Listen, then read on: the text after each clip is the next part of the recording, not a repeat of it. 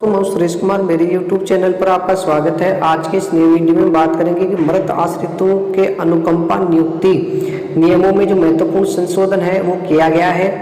राजस्थान लोक सेवा आयोग लिपिकीय वर्ग एवं अधीनस्थ सेवा नियम विनिमय 1999 में संशोधन किया गया है। वो संशोधन 2022 है। इसमें संशोधन के अंतर्गत उत्तराखंड त्रासदी 2013 में जो मृत एवं लापता होने पर मृत घोषित किए गए व्यक्तियों के अनुकंपा नियुक्ति के लिए नियम, शर्तें और योग्यता है वो बताई गई है। तो इसके लिए ये नियम संशोधन क्या है, किसके लिए है, तो आइए इसके बारे में बात करते हैं। राजस्थान सरकार कार्मिक विभाग के द्वारा एक अधिसूचना जारी की गई है जिसमें के अंतर्गत भारत के संविधान के अनुच्छेद 318 के खंड 6 के साथ गठित अनुच्छेद 309 के परंतु के द्वारा प्रदत्त शक्तियों का प्रयोग करते हुए राजस्थान के राज्यपाल राजस्थान लोक सेवा आयोग लिपिक वर्गीय एवं अधीनस्थ सेवा नियम और विनिमय 1999 को और संशोधित करने के लिए इसके द्वारा निम्नलिखित नियम और विनिमय बनाते हैं। अर्थात फर्स्ट टॉपिक है, पॉइंट है इसका संक्षिप्त नाम और प्रारंभ। इन नियमों का नाम राजस्थान लोक सेवा आयोग लिपिक वर्गीय तथा अधीनस्थ सेवा द्वितीय संशोधन नियम और विनिमय 2022 रखा गया है। ये तुरंत प्रभाव से प्रवृत्त होंगे। नियम 6 का जोड़ा जाना। राजस्थान लोक सेवा आयोग लिपिकीय वर्गीय तथा अधीनस्थ सेवा नियम विनिमय 1999 के विद्यमान नियम और विनिमय 6 के पश्चात निम्नलिखित नया नियम और विनिमय जोड़ा जाएगा।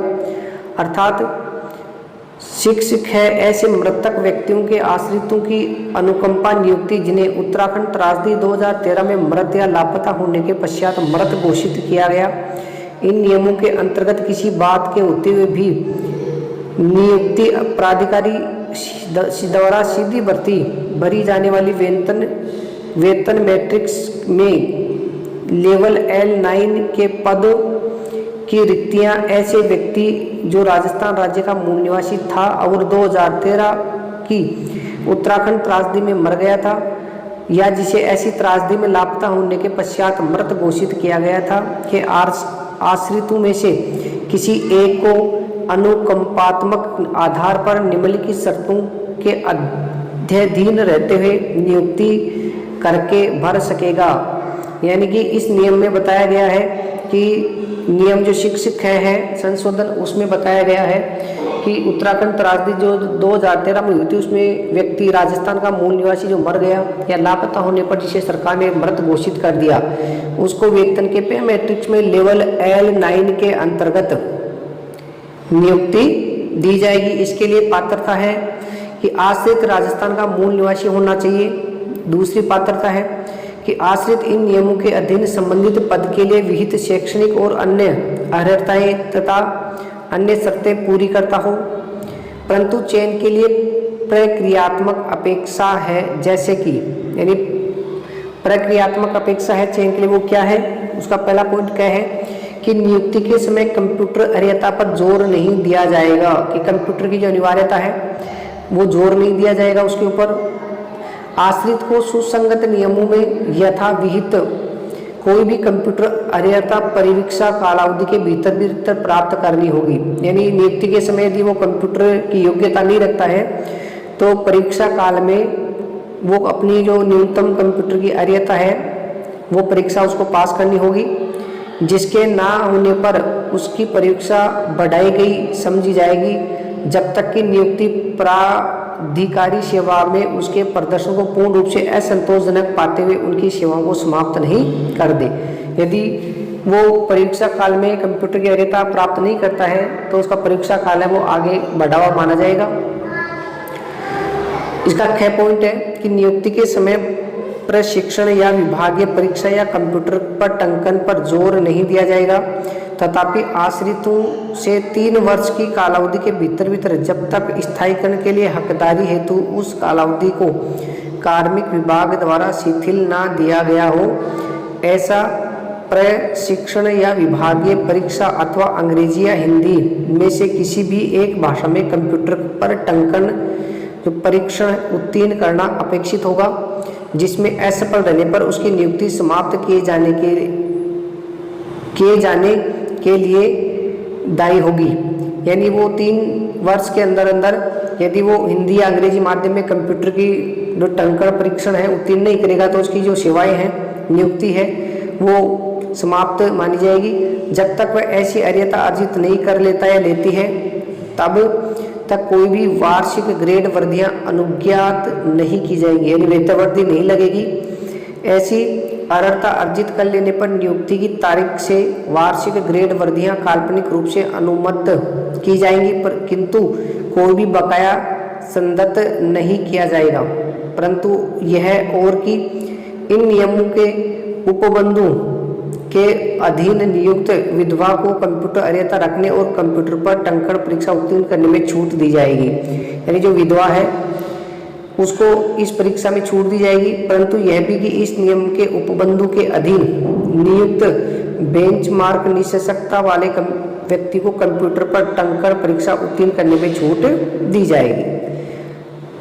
दूसरा है, ऐसे आश्रितों को नियुक्ति नहीं दी जाएगी यदि ऐसे मृतक के या लापता होने के पश्चात मृत घोषित व्यक्ति के आश्रितों में से कोई भी एक व्यक्ति की मृत्यु या ऐसे लापता व्यक्तियों को मृत घोषित किए जाने के समय केंद्रीय या किसी राज्य सरकार या केंद्रीय या किसी राज्य सरकार द्वारा पूर्ण रूप से या भागतः स्वामित्वाधीन या नियंत्रणाधीन विधिक बोर्ड संगठन निगम के अधीन नियमित आधार पर पहले से ही नियुक्त है।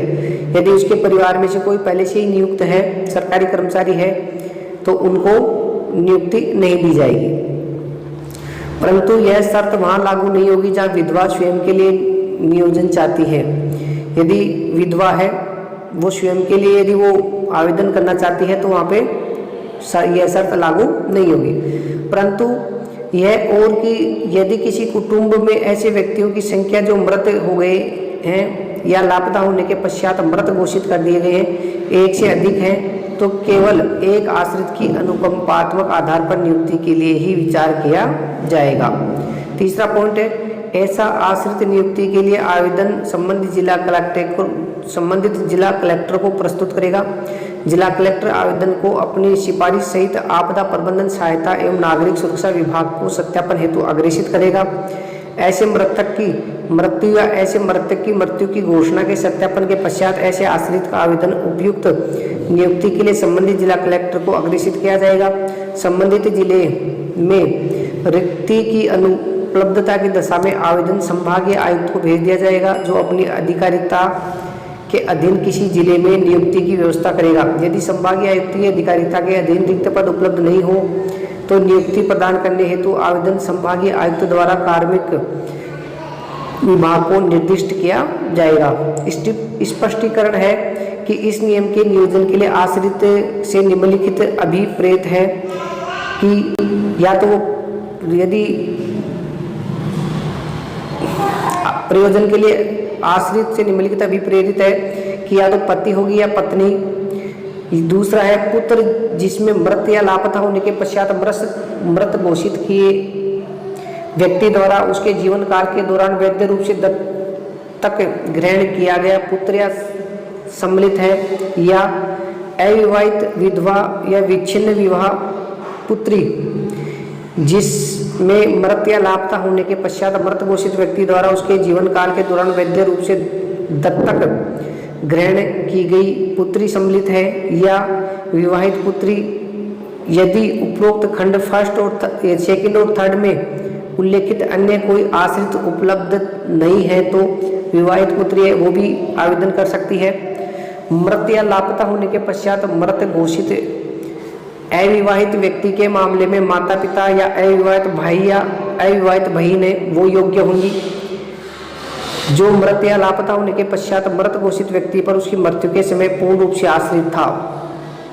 चौथा नियम है, इस नियम के अंतर्गत किसी बात के होते हुए भी ऐसे व्यक्ति जो आपदा प्रबंधन और सहायता विभाग द्वारा जारी किए गए सहायता पैकेज दिनांक 29/7/13 के अनुसरण में नियुक्त किए गए हों, राजस्थान लोक सेवा आयोग लिपिक वर्गीय तथा अधीनस्थ सेवा द्वितीय संशोधन नियम या विनिमय 2022 के प्रारंभ की तारीख से यदि वे इस नियम के अधीन नियुक्ति के लिए पात्र हैं इस नियम के उपबंधों के अधीन नियुक्त किए गए समझे जाएंगे।